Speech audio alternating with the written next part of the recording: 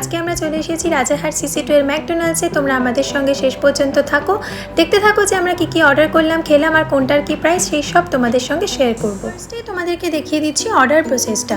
Start অর্ডারে গিয়ে তোমরা দুটো অপশন দেখতে পাবে, ইটিং অর টেক অ্যাওয়ে। তো যেটা তোমাদের প্রয়োজন সেই হিসেবে তোমরা চুজ করবে। তারপরে তোমরা দেখতে পাবে প্রচুর অপশানস, যেখানে তোমরা coffee, wrap, burger, beverages, dessert অনেক কিছু পাবে। এছাড়াও পাবে ওখানে অনেক ভ্যালু প্যাক, যেখানে 20% অফ থাকে কম্বোতে।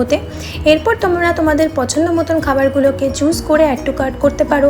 তারপরে তোমরা পেমেন্টের জন্য ওখানে ডাইরেক্টও করতে পারো, অথবা তোমরা স্লিপ রিসিভ করে চলে যেতে পারো সোজা কাউন্টারের দিকে পেমেন্ট করাবার জন্য।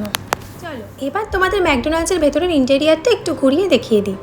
সোজা এসে ডান দিক ঘুরলেই তোমরা দেখতে পাবে এই সুন্দর জায়গাটা, যেখানে প্রচুর সিটিং অ্যারেঞ্জমেন্টস করা আছে, তাই জায়গা নিয়ে কোনো রকম সমস্যা হবে না।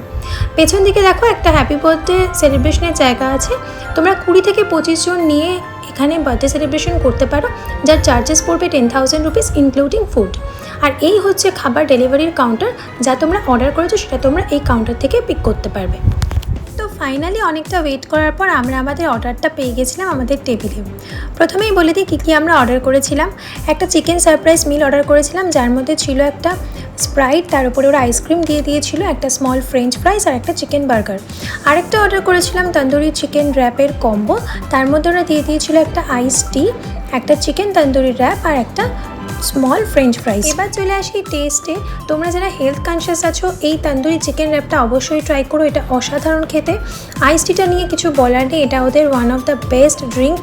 আর ম্যাক ফ্লোর যেটা ছিল ওটাও খুব সুন্দর খেতে। তো এবার আসা যাক ডেজার্ট পার্টে, যেখানে আমরা নিয়েছিলাম চকলেট সফটি এবং ম্যাক ফ্লারি চকো ক্রাঞ্চ, যেটার মধ্যে আমি চকলেট সফটিটা ট্রাই করেছিলাম, যেটা আমার খুবই ভালো লেগেছিল। ভেতরে ভ্যানিলা ফ্লেভার ছিল, ওপরে চকলেট কোটিং ছিল। আর ও ট্রাই করেছিল ম্যাক ফ্লারিটা, যেটাও ফার্স্ট চামচটা খেয়েই বললো খুব প্রচণ্ড চিল ঠান্ডা, কিন্তু দারুণ খেতে। এরপর আমরা নিয়েছিলাম chocolate brownie with vanilla ice cream এবং ম্যাঙ্গো সফটি।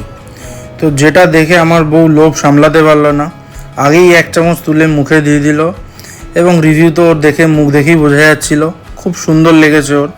কিন্তু তারপর আমি ম্যাঙ্গো সফটিটা খেলাম, আমার অতটা ভালো লাগেনি, কারণ ওপরের ফ্লেভারটাই শুধু ম্যাঙ্গো, ভেতরে পুরো ভ্যানিলা ছিল। ম্যাকডোনাল্ডসের এই ব্রাউনি আইসক্রিমটা তো আমার মোস্ট ফেভারিট, তাই লাস্টে এই ডেজার্টটা এনজয় করতে করতে আমরা একটু টাইম কাটাচ্ছিলাম। অনেকটা সময় আড্ডা দেওয়ার পর হঠাৎ করে আমার হাজব্যান্ড লক্ষ্য করলো পেছন থেকে একটা বেবি আমার সাথে টুকি খেলছে, তাই ওই মোমেন্টটাও ও ক্যাপচার করেছিল। আর কোথাও সেজে গুজে উইকেন্ডে বেরিয়ে একটু ফটো তুলবো না, আমি তো এটা জাস্ট ভাবতেই পারি না। তাই কয়েকটা আমরা ফটো ক্লিক করে চলে গিয়েছিলাম গ্রাউন্ড ফ্লোরের দিকে। বাজেট ফ্রেন্ডলি রেঞ্জে সময় কাটানোর জন্য ম্যাকডোনাল্ডস কিন্তু একটা ভালো অপশন হতেই পারে। আমাদের তো এক্সপিরিয়েন্স খুব ভালো, আশা করছি তোমরাও একবার এখানে ভিজিট করে দেখো, তোমাদেরও খুব ভালো লাগবে। এবারে আমরা চলে যাচ্ছিলাম আস্তে আস্তে পার্কিংয়ের দিকে, কারণ আমাদের বাড়ি ফেরারও টাইম হয়ে গিয়েছিল। তো আজকের মতন ব্লগটা এখানেই শেষ করলাম, টাটা।